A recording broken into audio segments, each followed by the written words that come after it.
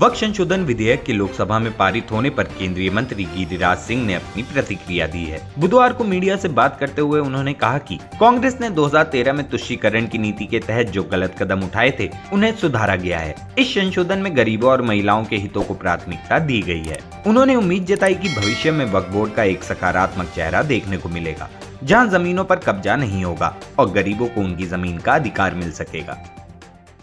जो कांग्रेस ने 2013 में गलत किया था तुष्टीकरण को लेकर के, उसका शुद्धिकरण किया गया और गरीबों के लिए, महिलाओं के लिए उसमें सबका स्थान रखा गया है।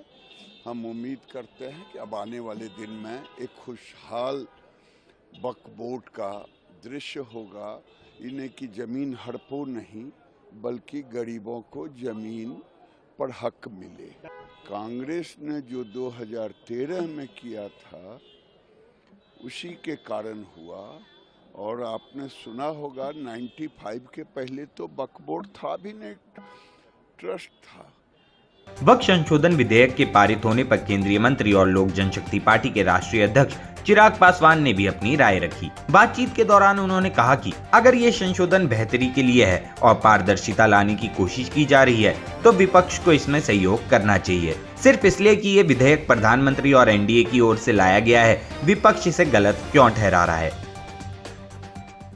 बात ना विपक्ष को भी अब समझने की जरूरत है कि अगर किसी की बेहतरी के लिए अगर कुछ किया जा रहा है, संशोधन किए जा रहे हैं, तो उसको भी ईमानदार तरीके से विपक्ष सुधारे ना। अगर पारदर्शिता किसी सिस्टम में लाने का प्रयास किया जा रहा है तो उससे ऐतराज किस बात का है? अगर एक ऐसा संशोधन लाया जा रहा है जो उस वर्ग के गरीब लोग हैं उनको मुख्य धारा के साथ जोड़ता है तो इसमें तकलीफ क्या है? दिक्कत यह है कि जस्ट बिकॉज एनडीए लेके आ रहा है, प्रधानमंत्री नरेंद्र मोदी लेके आ रहे हैं, तो ये गलत ही है। और हर बार से इसका विरोध इसलिए करो क्योंकि एनडीए की सरकार लेकर आ रही है। और विरोध करने का तरीका आप तथ्यों पे कीजिए ना। आज मुझे बता दीजिए कितने ऐसे विपक्ष के सांसद हैं जिन्होंने तथ्यों की बात की। उन्होंने सिर्फ एक जनरलाइज स्टेटमेंट दिया कि मुसलमानों के विरोध में है ये सरकार, मुसलमानों को खत्म करना चाहती है, मुसलमानों को हाशिए पे फेंकना चाहती है। हम लोग के ऊपर भी वही आरोप। उन्होंने कहा कि विपक्ष के लोगों को डर पैदा करने की आदत हो गई है। इससे पहले भी नागरिकता संशोधन कानून सीएए को लेकर भ्रम फैलाया गया। चिराग ने सवाल उठाया कि बताएं किस मुसलमान की नागरिकता छीनी गई। उन्होंने कहा कि धारा 370 को लेकर भी ऐसे ही डर फैलाया गया था। हर बार लोगों को भयभीत करने की कोशिश की जाती है।